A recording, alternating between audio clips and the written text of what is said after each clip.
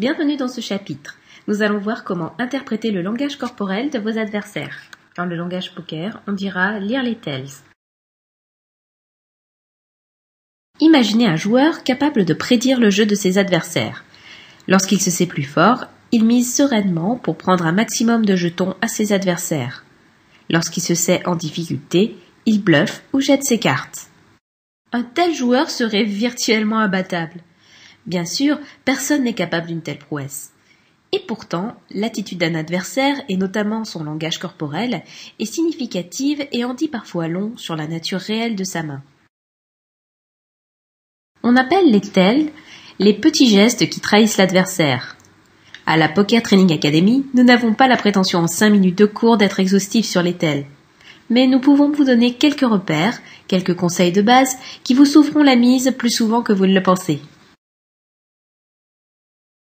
On peut distinguer deux grandes catégories de tells, les tells instinctifs et les tells simulés. Un tell instinctif est le fruit d'une réaction involontaire d'un joueur, comme une moue de désappointement lorsque les cartes privatives sont mauvaises, ou bien les yeux qui pétillent lorsque le flop est favorable.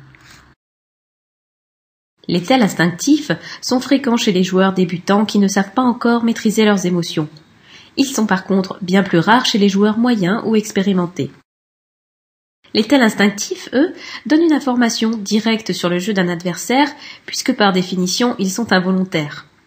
De la déception indique un jeu faible, alors que de la satisfaction indique un jeu fort.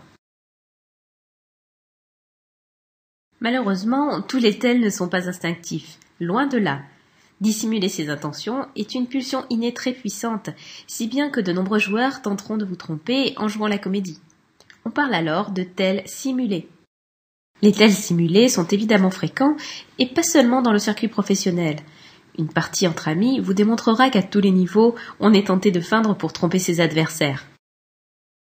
Par contre, ces tells sont assez rares chez les vrais débutants qui ont déjà fort à faire avec la compréhension des mécanismes du jeu.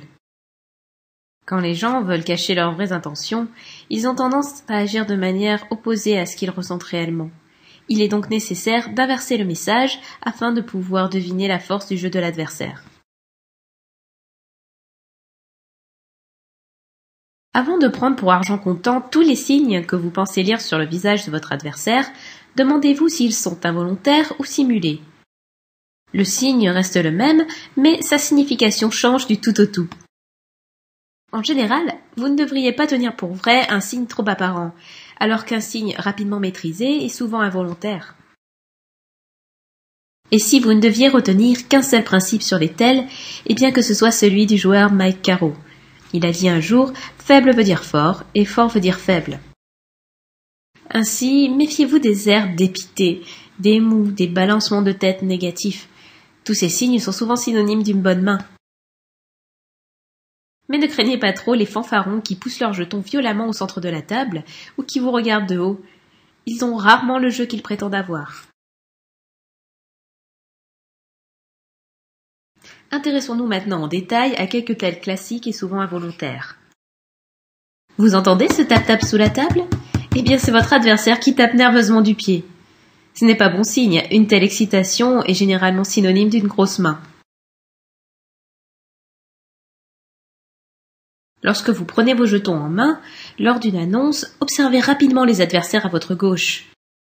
Si l'un d'entre eux se précipite sur ses jetons, c'est probablement qu'il a l'intention de vous suivre ou de vous relancer, sans même savoir quel est le montant de votre annonce, ce qui indique en général un gros jeu. Lorsque le flop apparaît sur la table, ne le regardez pas tout de suite, et profitez-en pour observer vos adversaires. C'est le moment idéal. Ils sont concentrés sur le jeu et ils vous pensent occupé, si bien que rares sont ceux qui gardent un visage impassible. Un joueur qui regarde à nouveau ses cartes privatives est souvent à tirage ou vient de réaliser une suite. Les joueurs en général retiennent facilement la valeur de leurs cartes, mais la situation se complique lorsqu'ils veulent réaliser une suite. Et les moins expérimentés ressentent donc le besoin de vérifier encore une fois qu'ils ont bien les 5 cartes. Attardez-vous également sur les yeux de vos adversaires, car on dit souvent que les yeux sont le miroir de l'âme, et au poker, ils sont surtout très révélateurs. Si après avoir observé le flop, le regard d'un joueur se porte rapidement sur ses jetons, c'est qu'il a trouvé son flop.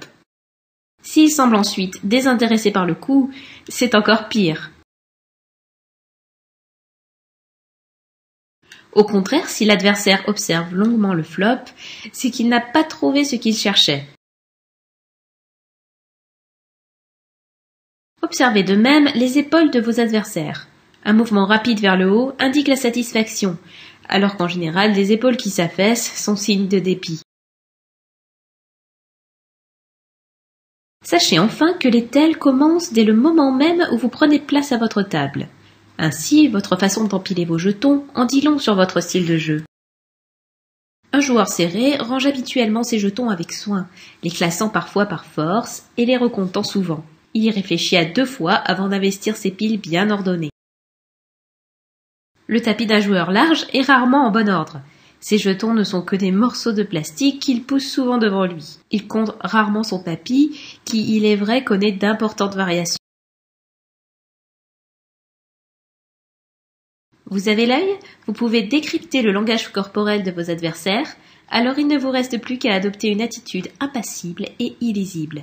C'est la fameuse poker face. Et, surtout, à courir vers nos cours avancés. Place aux mathématiques.